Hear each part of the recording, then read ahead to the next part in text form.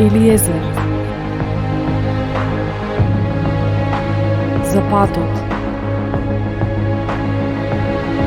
За вистината. За живот.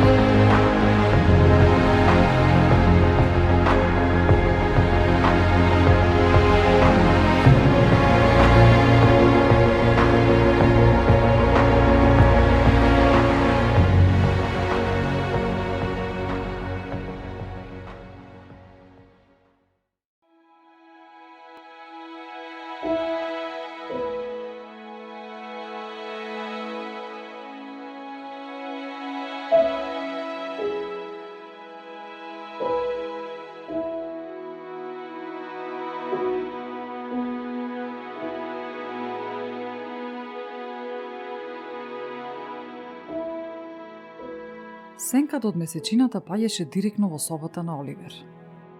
Каде се видело месечината да има сенка? Но за Оливер светлината од месечината не беше светлина, туку сенка.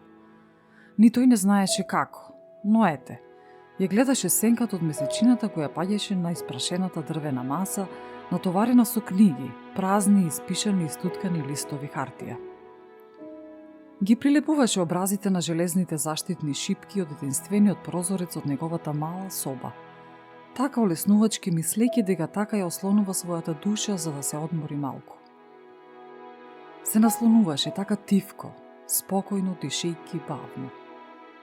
Со секој испуштен здив се доближуваше до месечината, која според него наликуваше на отворена книга. Не сакаше ни за миг да го оттргне својот поглед од таа книга. По цела ноќ, стаписано гледаше, како да сакаше да го запомне секој дел за да го има во својата меморија за оние, за него страотни денови без полна месечина. Оливер беше сам. Живееше сам. Ноќите не ги спиеше. Спиеше околу 3 часа дневно. Беше човек кој не сакаше да го дели своето време со други. Ја сакаше само својата мисла. За него се беше претворено во мисла. Реалноста се состоеше од мисли, не од вистински случаи и луѓе. Луѓето представуваа некој вид суштества и битија од сосем друг свет. Во една книга прочита дека најголема казна што може да му се даде на човек и да остане сам, оттргнат од светот. Никако не ја наоѓаше смислата на оваа мисла. Последната книга што ја препрочитуваше беше отворена на страница која беше ичкратал со стрелки, знаци, а имаше неколку реда кои ги беше потцртал како важни за размислување. Човекот е социјално битие кое е создадено да живее и да создава заедно со други луѓе. Науката покажува дека човекот не е способен да живее сам. Доколку би било така, човекот би дошол до состојба на самоуништување, тоест би ја изгубил смислата на своето постоење. Оливер имаше некој умствен инаед кон овие неколку реченици и упорно си докажуваше себе си дека тоа е лага. Навикнат беше на тишина. Не беше разговарал со човек многу долго време.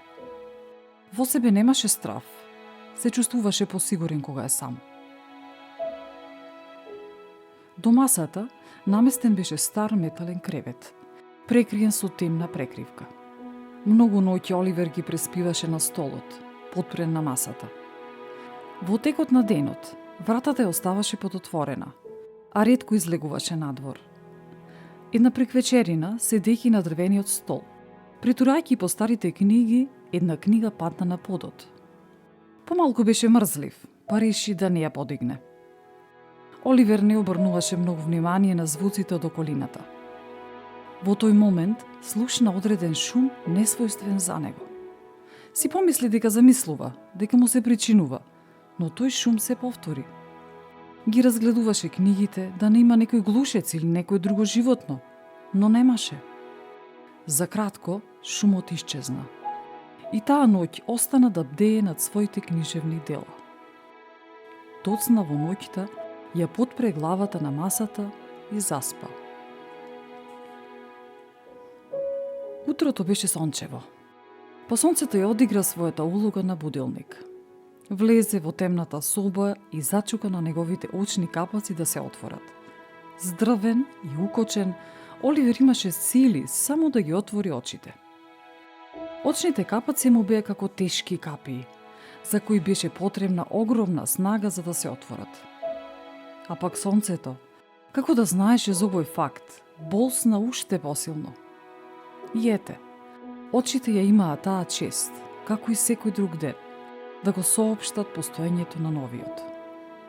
Но не беше само тоа нешто ново, дека започна денот, туку очите беа примамени и од нешто друго. До неговото лице стоеше токму онаа книга што му падна минатата вечер, а за која се сеќаваше дека не ја беше подигнал.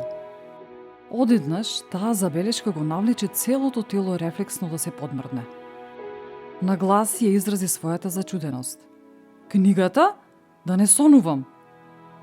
На брзина се погледна на подот, а на подот немаше никаква книга. Туѓе се погледнеше во книгата, ту во подот. Започна несмасно да го движи телото и не обрнувајќи внимание ја турна полуполната дрвена чаша која тресна на подот и се истури виното што беше останало. Чашата се истркала под креветот. Без размислување се наведна да ја бара. Должината на раката беше мала за да ја земе, па се наведна со цело тело. Ја испружи неговата рака, наместо да ја дофати чашата, дофати сосем нешто друго.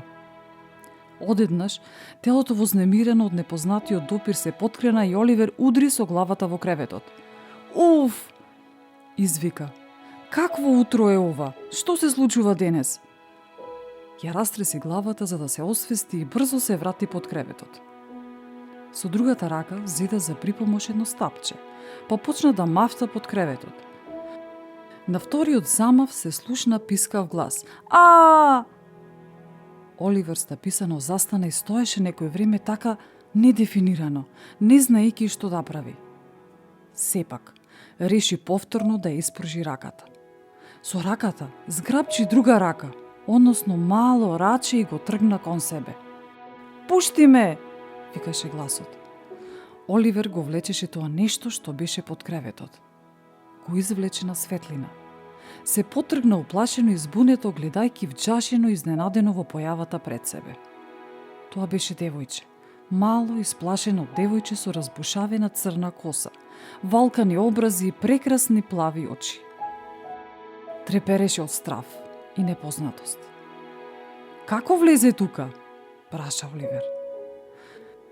Девојчето, покажувајќи со показалецот кон вратата, се стрча кон неа. Оливер ја пречека во прегратки. Девојчето мавташе со рацете, го турнуваше, но Оливер беше внимателен, па го оттргна од себе и го погледна прашувајќи. Како се викаш? Од каде дојде? Колку години имаш? Чекај, не се вознемирувај, нема да ти направам ништо. Полека го отпушти девојчето и тоа за кратко се смири и застана во една позиција, не мрдајки се. И тој и девојчето не знаеа како да реагираат. Она што прво се сети Оливер беше да го земе столот како најблизок предмет и да го стави пред девојчето. Седни, не се плаши. Сакаш ли вода? Гладно ли си? Девојчето трепкајќи нервозно собра храброст барем да кимне со главата. Еве, ке се тргнам, па ти седни. Со нежен глас Оливер го убедуваше девојчето. На другата страна од собата се наоѓаше шкаф и до него една помошна маса на која стоеше бокал со вода и неколку чаши. Зиде чаша и тури вода. Ја стави на масата и со испрекинат глас го замоли девојчето. Еве, земи, пи. Оливер почувствува дека на девојчето ќе му треба некое време за да се прибере. И затоа реши да излезе надвор. На излегување девојчето со забрзан потек ја зиде чашата и пиеше лакомо и ненаситно. Не помина многу време, девојчето стана и излезе надвор да го бара Оливер. Беше седнат на прагот на плочест камен. Тоа седна блиску до него. Ти, чичко, живееш сам? Запраша. Помина време како Оливер разговарал со некого. Гласот на девојчето ги размрда сите негови сетила. Заборавот го направил своето, го исклучи од многу нешта кои веќе станале непознатост. Несвесен за својот тажен поглед, Оливер одговори: Да, сам живеам. А од каде се најде ти овде, далеко од населеното место? Родителите сигурно те бараат. Мене никој не ме бара. Јас не знам ништо. Не знам од каде сум, ни како се викам, одговори девојчето. Оливер се стави во голема дилема. Што ќе прави со девојчето? Ти гладен ли си? Запраша. Јас сум гладна. Оливер се чудеше каде исчезна стравот на девојчето, па и тој реши да зборува поопуштено. Дојди, проговори пуштајќи ја раката за да го земе девојчето за рака. Ајде, ќе јадеме нешто. Се прибра внатре. Оливер зеде се што имаше во шкафот. Го постави на масата, девојчето не чекаше и веднаш започна да јаде. Колку е вкусно, со полна уста зборуваше. А зошто ти не јадеш? Продолжи со прашување. Еве, земи и ти. Го подаде парчето леп со нежното раче, а Оливер стаписан, со испрекинати движења го зеде парчето леп. Го стави залакот во уста и заџвака полека. Девојчето започна да прави смешни гремаси, туткајќи го лебот во секакви форми. Види, види какво е ова! Се смееше со кикот кој придонесуваше во сопата да се чувствува нешто убаво, нешто поразлично, нешто волшебно. Оливер го обземаше несовладливо чувство, кој го тераше да ги подмрдне своите устни и да, започна да се смее. Еве, и ти направи нешто! Девојчето му подаде топка леп. Што ќе направиш? Го прашуваше нетрпеливо за одговор. Јас се сакам, се ми е убаво. Ги сакам цвеќињата, дрвјата, небото, камчињата, водата, се сакам. Колку е убаво кога се тркалам во тревата, кога трчам по пеперугите, кога си играм со децата, кога зборувам со секого. Многу сакам да се смеам. А ти? Сакаш да се смееш? Не правејќи никаква пауза, девојчето се обидуваше што повеќе да зборува и да прашува. Оливер само ги подотвараше устните. Како да сакаше да каже нешто, но и покрај тоа што постојано читаше и размислуваше, немаше одговор на овие едноставни прашања. Па јас сакам. Во тој момент Оливер како да имаше скаменета свест. Прибаруваше по купиштата мисли и размисли во главата и пак се чувствуваше празен. Ги бараше зборовите, но тие не му доаѓаа. Не му преостануваше друго освен да го гледа малото девојче и да учи од тоа што ќе каже. Го сакаш ли сонцето? Продолжуваше девојчето со нагласена љубопитност, што ќе одговори Оливер. Јас си играм со сонцето. Одеднаш нешто се разбуди во Оливер и пролете едно прашање. А како си играш? Па така си играм. Го оставам да ме гали по образите, а тоа ми создава скокот. Ме тера да се смеам, да скокам и каде што оди тоа јас да одам по него. Тоа другарува со секого, сите ги буди, ги примамува да растат. Еве, јас растам! Зрачеше девојчето со восхит дека знае си за сонцето. А ти, чичко, зошто си се затворил тука? Зошто си го затворил прозорецот? Сонцето не може да влезе и да другарува со нас. Со расширени зеници девојчето очекуваше одговор. Оливер, исто како да беше во шахмат позиција. Неговото постоење, неговото тело, неговата душа, неговата вистина и невистина за животот и светот се беа сториле две зеници, кои ја беа скриле светоста на човековото постоење. Чувствуваше како да не чувствува. Не постоеше книга во тој момент која можеше да го понуди одговорот на тоа прашање. Тогаш застана животот, застана времето, застана мислата. А нели, за него мислата беше се. Со главата направи мало искривување кое придонесуваше погледот да му се упати кон купот книги. Масата, книгите, креветот, ѕидовите, се беше станало магла.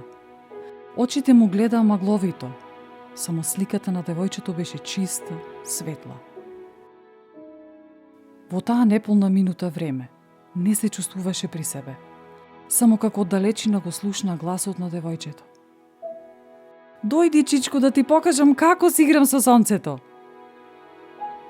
Почувствува нежен допир и несвесност за тоа како станува од столот и следи едно сосема непознато битие. Девојчето ја отвори закоравената дрвена врата. Сонцето болсна директно во неговото лице. Со страв ги отвараше неговите очи. Види, види, чичко, погледни! Со радост извикуваше девојчето. Оливер беше како слеп човек кој за прв пат погледува. Човек кој за прв пат го гледа животот, кој прв пат осознава. Човек кој за прв пат живее. За прв пат после толку години. Не ја гледаше веќе сенката на месечината, туку светлината.